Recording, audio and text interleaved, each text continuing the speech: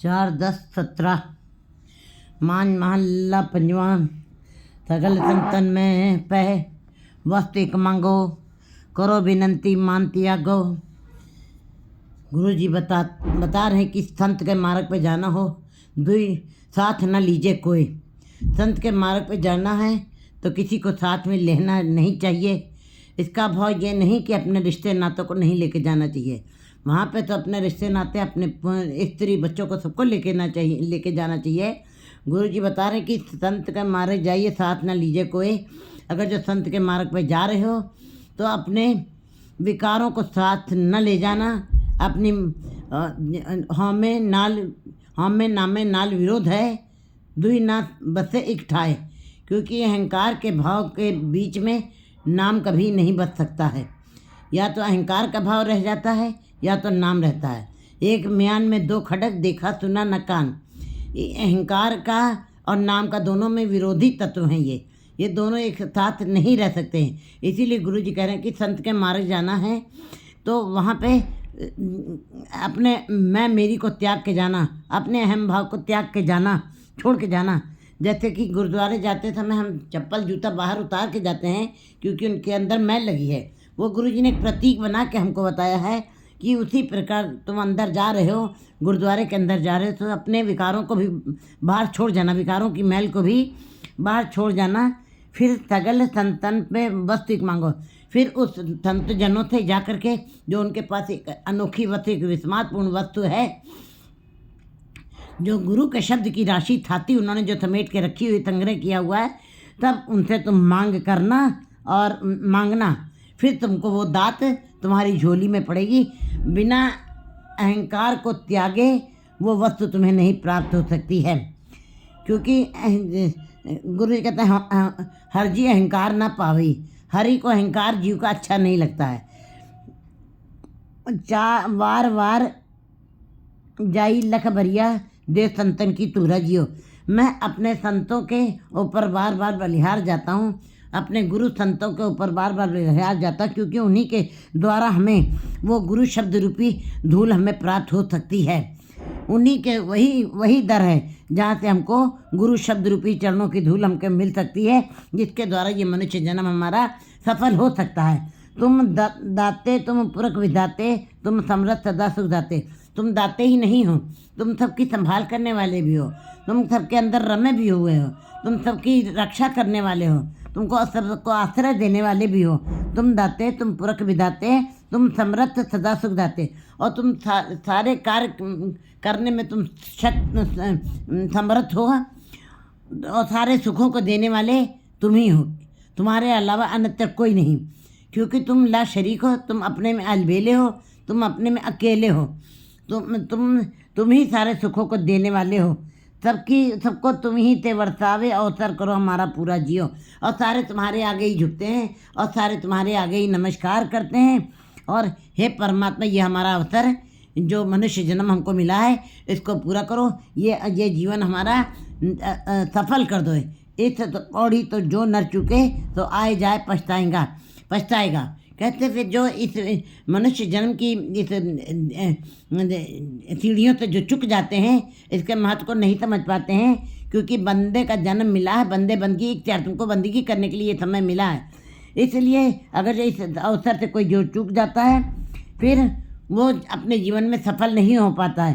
तो इसीलिए गुरु जी के आगे ये अरदास कर रहे हैं कि तुम दाते तुम पुरख विधाते, तुम सब वस्तुओं को देने वाले हो। हे परमात्मा, तुम हमको नाम की दात दे करके हमारे जीवन की यात्रा को भी, हमारे जीवन के अवसर को भी पूरा करो, जीवन के उद्देश्य को भी पूरा करो, जिससे मैं अपने जीवन को सफल करके जाऊं।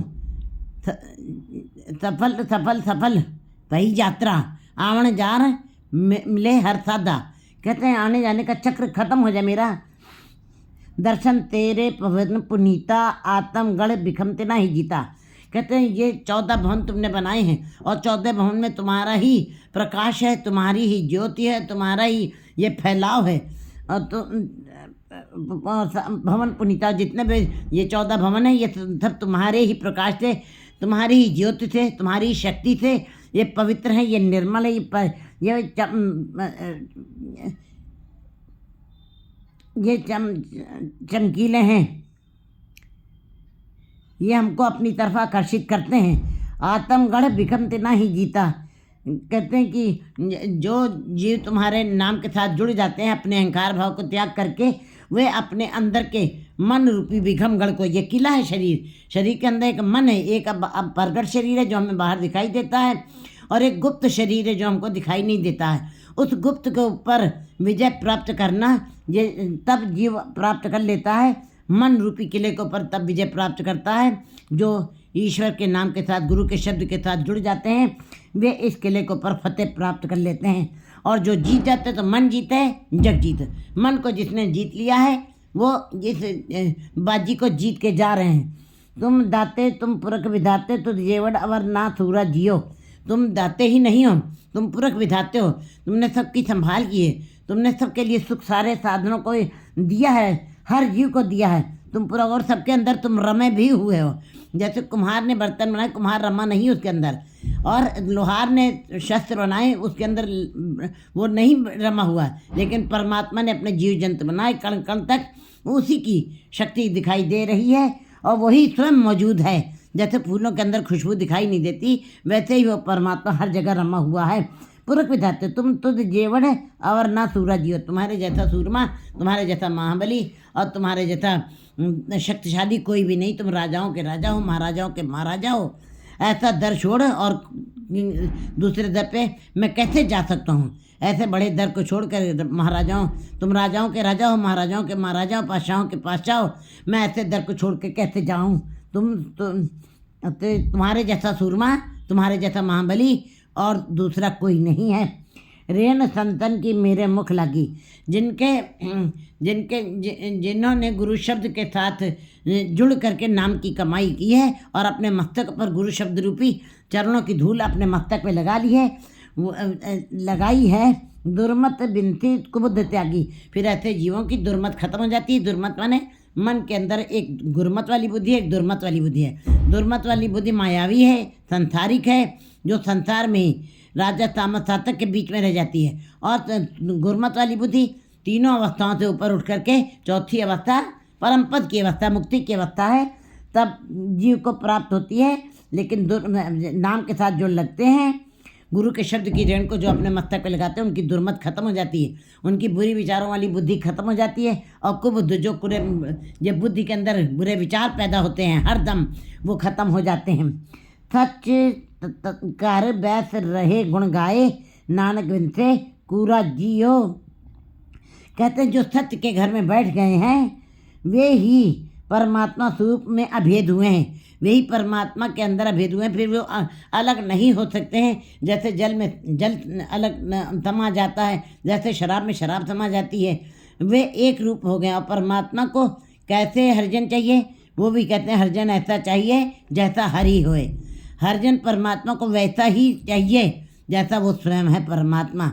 इसका मतलब ऐसे जीवों को परमात्मा फिर स्वरूप अभेद अपने में अभेद कर लेता है। वे अलग नहीं होते हैं, वे सदा के लिए मिल जाते हैं, फिर विछोड़ा ना होए, फिर विछोड़ा उनका नहीं होता है।